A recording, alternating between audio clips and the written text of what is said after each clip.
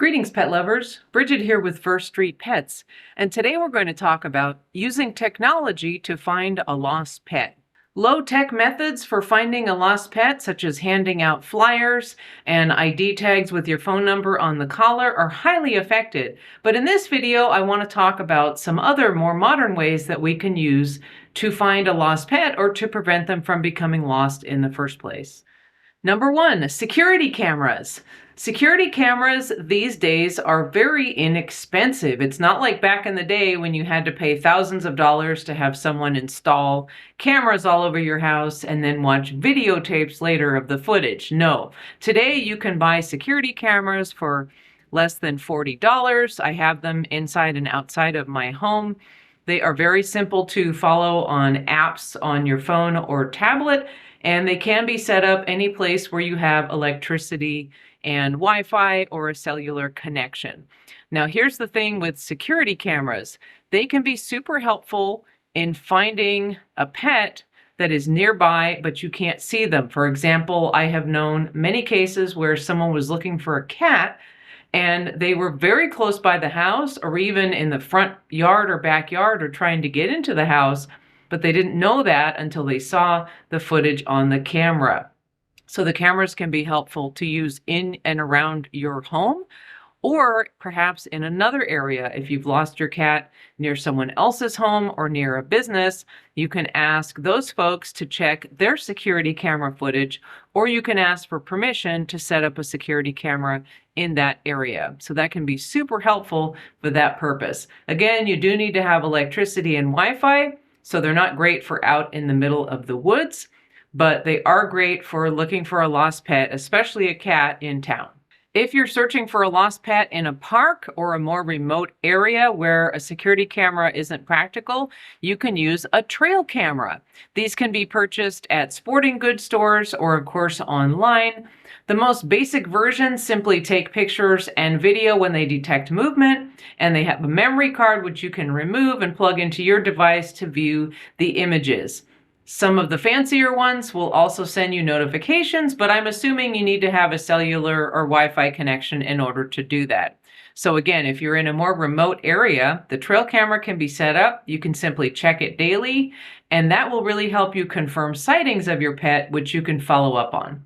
Another great technological tool for finding a lost pet is GPS.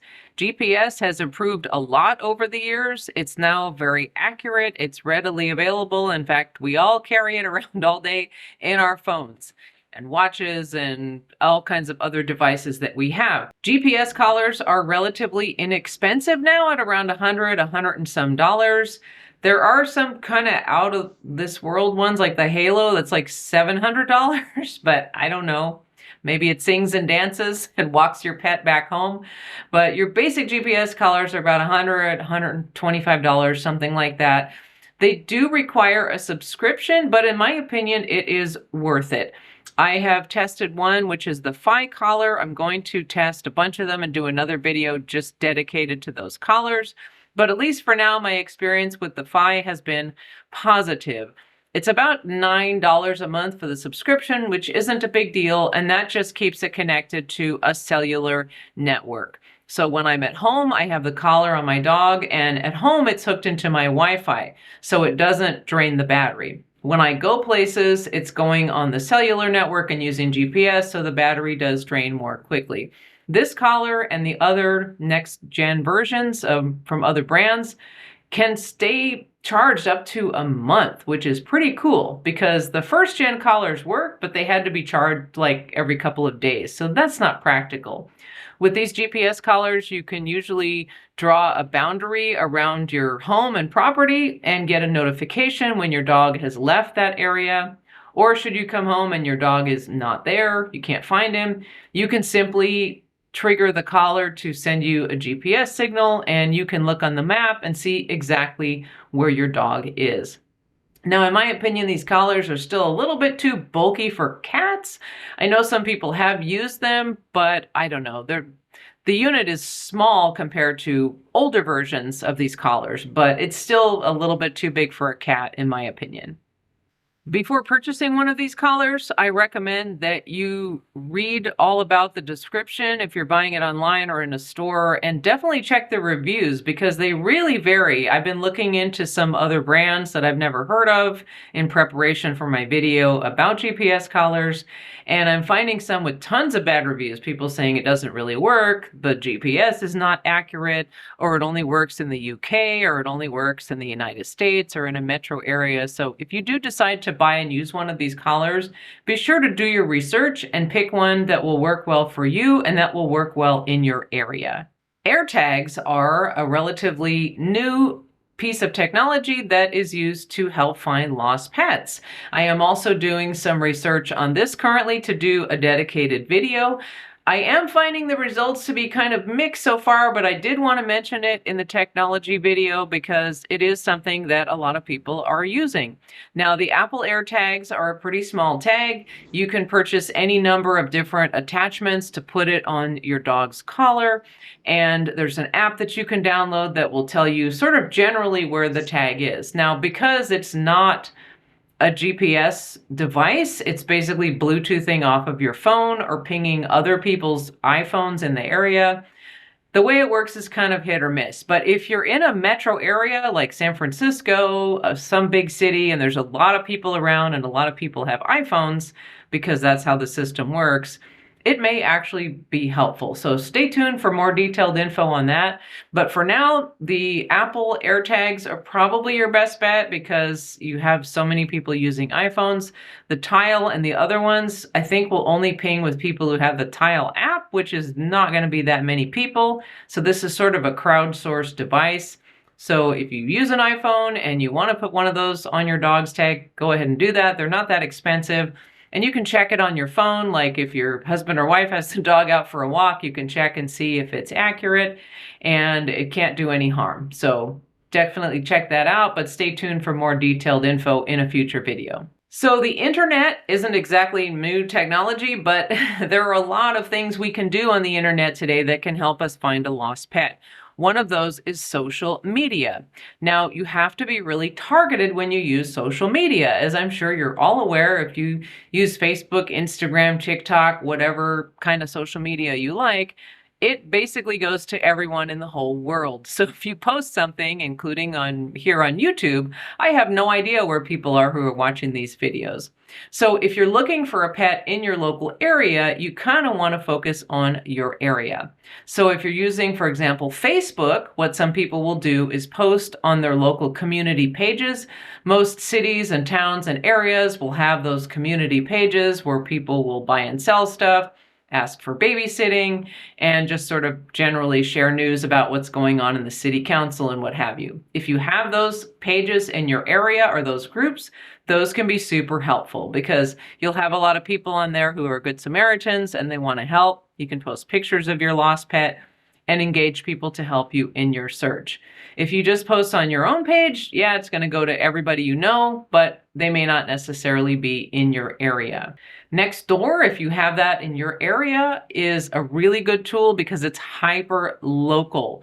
So you can post on there and your immediate neighbors will see your posts, which is really helpful if your dog ran away. And let's say your neighbor 1 block away caught the dog and is either holding the dog or has called animal control or whatever. So it's a way to quickly get information from your neighbors if they have seen something or heard something or have any information. The best thing about these social media sites is that they're all free. In addition to posting on social media, there are some websites you can check that are going to help you. It is super important to check any local shelters in your area, and it's impossible for me to tell you where to start because it's different all over the country and in all other countries. When you want to look for a shelter, the first thing to do, if you don't already know what shelter serves your area, is to call the police, call the sheriff's department, call animal control, or call whatever shelter you are familiar with, give them your address, and they should be able to tell you where you need to check. Now, of course, it's best to go down there in person and physically look and talk to somebody when looking for your dog or cat. But if you don't have time for that, or in between days, if you're going a couple times a week to actually visit, you can check on their websites. 24 Pet Connect covers most of the shelters in the country. So that is a good place to start. You should be able to check the online databases of all the shelters that are with 24 Pet Connect. So I would start there, but also if your local shelters and humane societies have their own websites, also check there. And you can check that daily, in the middle of the night, anytime. That's what's great about the internet. You can do when it's convenient for you. That way, if you see an animal that's similar to yours or a report of a found animal, you can contact them the following day and hopefully go down to the shelter and be reunited with your pet. There are also a number of websites with good advice, and I just made a video a week or so ago that I will link in the description, which recommends some websites with information on finding a lost pet. So those can be super helpful, like for example, Lost Dogs of America. It's an all-volunteer group. They have a ton of information on their website with specific things, such as looking for an indoor cat or looking for a skittish dog that maybe you know where they are, but you can't catch them. So they have all this super specific information that you can learn from, and possibly volunteers that you can talk to or get some assistance from in your area. I do want to mention something when doing all this online research is that I'm sure if you're on the internet, which you are because you're watching YouTube, you're aware of Google ads and paid ads. So anybody can boost their post by paying for ads. And so when you do a search, you'll notice when you search for anything, whether it's a fried chicken recipe or finding your lost dog, that certain things will come up higher in the search results. And it'll say sponsored. Those are ones that people have paid for. Very often, the stuff that comes up first and says sponsored are paid services, which means if you click on it, they can help you, but for a fee. Be very cautious when using these services. I'm not saying they aren't legit or they don't deliver what they promise, but many of these paid services for finding a lost pet are things you could do yourself.